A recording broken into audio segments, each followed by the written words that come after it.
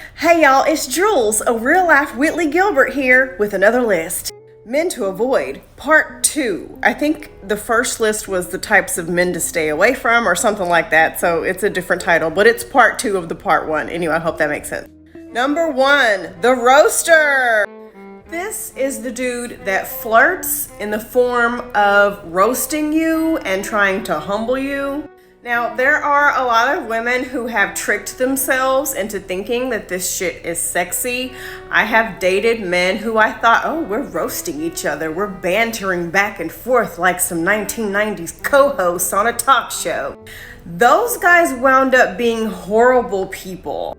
And here's what I've learned. These men are super insecure. They know they are underqualified to even be in your presence. So in order to make you be approachable, in order to get you to open up to them and to get to their level where they feel comfortable, which is like the depths of hell, lower than the devil's toes, they have to make fun of how you talk, how you walk. Why do you act like that? Why do you say that like that? They have to make it seem like you're not so great in a jokey joke way. And if you are not paying attention, you will fall for it and be all giggling, and you'll think it's this cool, sexy thing because you're roasting him back. Answer me this one question. What's so appealing about a guy who's so insecure that he has to bring you down a few notches and humble you in order for him to feel comfortable enough to approach you? Hello? Is this thing on? Number 2, the I'm sorry, I was just trying to help you guy. This guy is always crossing your boundaries. You say no, he says yes and does something anyway, and then when you call him out on it, he spins it to make it seem like you're the crazy one because I was just trying to help. Some of these things can be disguised as romantic gestures, so that's why we gotta be on watch at all times. For example, you might tell him, I really don't feel like having anybody over at my house today. I just want some time to unwind. It's been a really rough week. They will show up anyway and then say, well, you just sounded so upset on the phone, so I just felt I should be here. You tell them you can't have visitors at your job and they pop up anyway because, the world is crazy and you didn't answer my texts fast enough, so I just wanted to show up and make sure you're safe. You say, I don't feel comfortable kissing on the first or second date, and they try to put you in situations where they try to steal a kiss anyway, and I was just trying to be romantic. If you say no to something, if you say you don't like something, or that you're not ready for something, or that something is not allowed, and they do that thing anyway, they don't respect you. Go in the opposite direction, block them, leave them alone. They will spend your whole relationship together convincing you that abuse is just trying to help you. My abusive ex-husband used to scream and cuss at me if I did something that he didn't like if I cooked a pork roast for dinner versus a beef roast. And then when I would say, you don't have to talk to me like that, he would say, well, you make horrible decisions and I'm just looking out for you because I'm concerned what you would do without me. Please note, I have been doing better than I have ever been doing in my entire life since having left his ass in 2009. Number 4, the victim.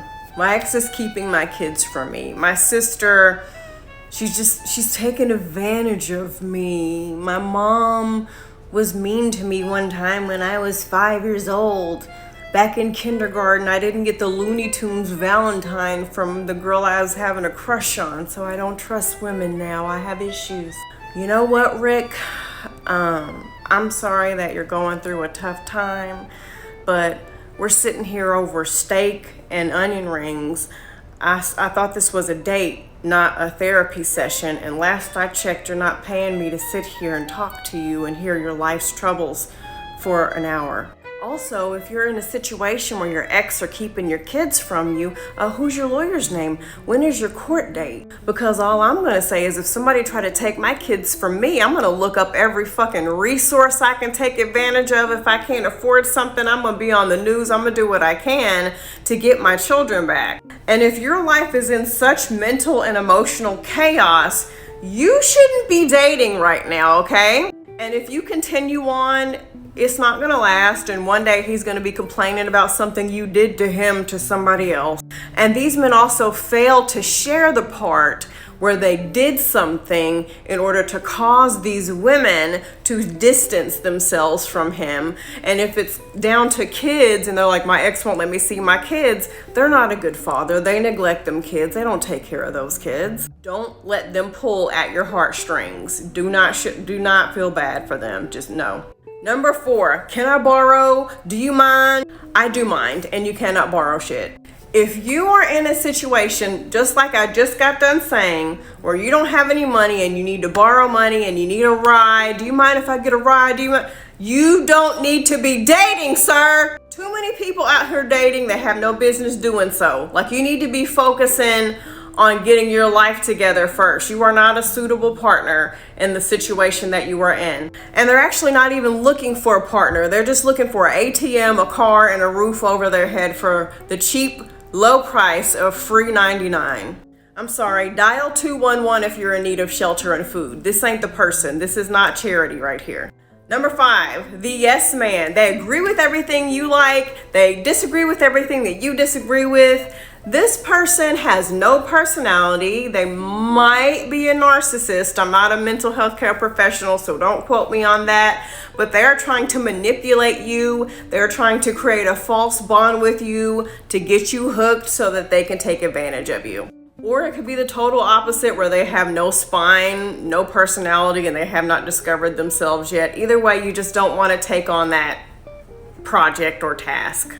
I like when we can have discussions about things and be respectful about it, but if you're just going with everything I say, I'm going to be freaked out like it's the Twilight Zone, you're done. Number 6, lies by omission. You didn't talk about kids on our first few dates. And then, I see on social media all of a sudden it's a Happy Father's Day post.